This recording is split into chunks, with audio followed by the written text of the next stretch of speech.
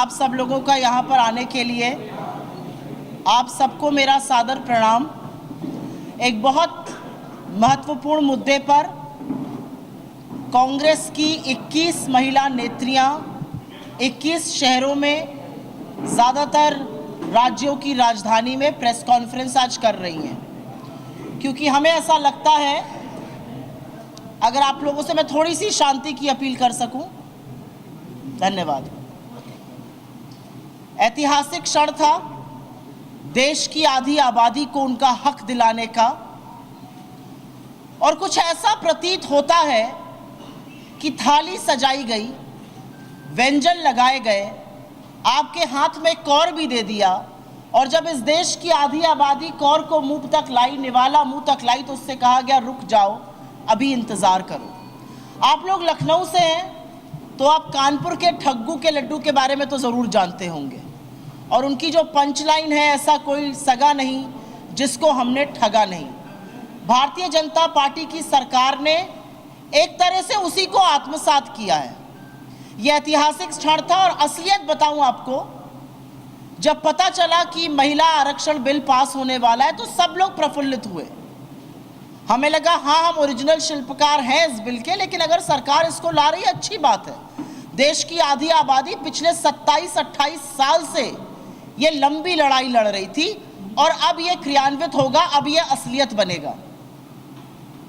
लेकिन आज देश की आधी आबादी अपने आप को ठगा महसूस कर रही है, क्योंकि सरकार ने ये बिल लाई, हम सब ने साथ मिलकर इस ऐतिहासिक बिल को पास भी किया, लेकिन असलियत यह है कि जो 2 कंडीशन सरकार ने इस बिल पर लगाई, उससे महिलाओं का जो इंतजार है महिला आरक्षण का, वो अभी बढ़ा रहेगा। अभी किसी को नहीं पता वो कब लागू होगा, और अगर सरकार के गृह मंत्री को सुनिए तो 2029 तक होगा।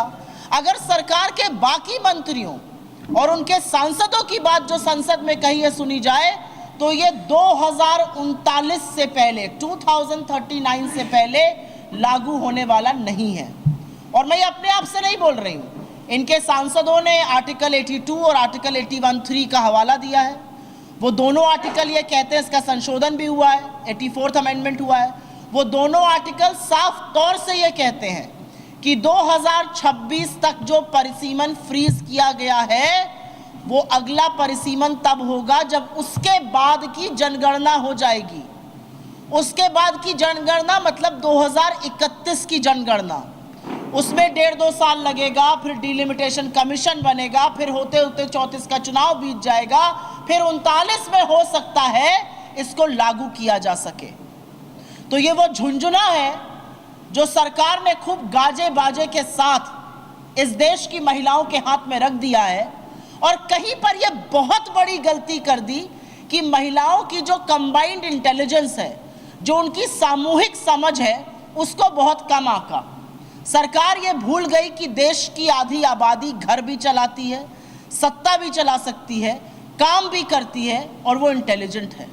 आपने बोला बिल लाएंगे, अभी इंतजार करिए, ये अनिश्चितकालीन इतिहास है कि अगर इंतजार है, अगर ये वाकई में महिला आरक्षण करना चाहते तो तुरंत अभी जो 5 चुनाव होने वाले हैं उसमें, और 2024 के जनरल इलेक्शन में आप महिला आरक्षण लाइए। अगर आपकी नीति और नियत में खोट नहीं होती तो आप जरूर लाते। असलियत यह है कि राज्यों में अपनी हार देखकर, आगामी चुनावों में हार देखकर, नैरेटिव हाथ से फिसलता देखकर, अडानी के महाघोटाले देखकर कुछ करना जरूरी था, और कुछ करने के चक्कर में महिला आरक्षण का बिल ले आई। ये कहां से शुरू हुआ मैं इसको आपको बता देती हूं। अडानी का महाघोटाला सामने आया, इंडिया की बैठक थी मुंबई में, राहुल गांधी जी ने वहां पर प्रेस कॉन्फ्रेंस करी, तुरंत एक शगुफा छोड़ा गया कि भारत का इंडिया का नाम बदला जाएगा। फिर इतना आक्रोश हुआ, लोगों ने कहा माँ को इंडिया बुलाओ, या भारत बुलाओ, या हिंदुस्तान बुलाओ, या सरजमी बुलाओ, या वतन बुलाओ, सब एक है। तो बेचारे पीछे हो गए। फिर क्या था, आनन फानन में महिला आरक्षण बिल लाएंगे, उस पर कोई चर्चा नहीं, ये बिल स्टैंडिंग कमेटी नहीं भेजा गया, ये सेलेक्ट कमेटी नहीं भेजा गया, और ये बिल जो है ऐसे ही इंट्रोड्यूस कर दिया गया, जिसका नतीजा है कि इस बिल के लिए महिलाएं अभी अनिश्चितकालीन इंतजार करेंगी। और इसकी एक और भी बहुत बड़ी त्रुटि यह है कि आज वक्त की मांग है, आज लोगों की मांग है, आज जनता की मांग है कि जातिगत जनगणना हो। और इसीलिए हम बार बार कह रहे हैं कि इस बिल में आपने अनुसूचित जाति, अनुसूचित जनजाति को जो आरक्षण दिया है, वैसा ही आरक्षण आप पिछड़े वर्ग से आई महिलाओं को भी दीजिए। इस देश में जितनी आबादी उतना हक, अगर ये बात की जाएगी तो ये जरूर पूछा जाएगा कि उन लोगों को इसका फायदा क्यों नहीं मिल रहा है। 2011 की जातिगत जनगणना हुई है, आप उसका आंकड़ा तुरंत साझा करिए देश के साथ। जातिगत जनगणना की मांग इस देश के कोने कोने से हो रही है, वो कीजिए। और ऐसा अगर आप नहीं कर रहे हैं तो आप अपनी दोनों जिम्मेदारियों से मुंह मोड़ रहे हैं और ये जनता देख रही है। यहां पर इतने बड़े कमरे में मुझे लगता है एक अकेली महिला पत्रकार मुझे दिख रही है। मंच पे हम 3 महिलाएं हैं, लेकिन इस देश की आधी आबादी महिला है और वो देख रही है कि उनकी राजनीतिक भागीदारी के लिए, उनके सशक्तिकरण के लिए आपके पास खोखले वादों से ज्यादा दूसरा कुछ नहीं है। ओबीसी की महिलाएं देख रही हैं कि पिछड़े वर्ग के लिए आपके मन में जरा सी संवेदनशीलता, जरा सा सशक्तिकरण का माध्यम नहीं है।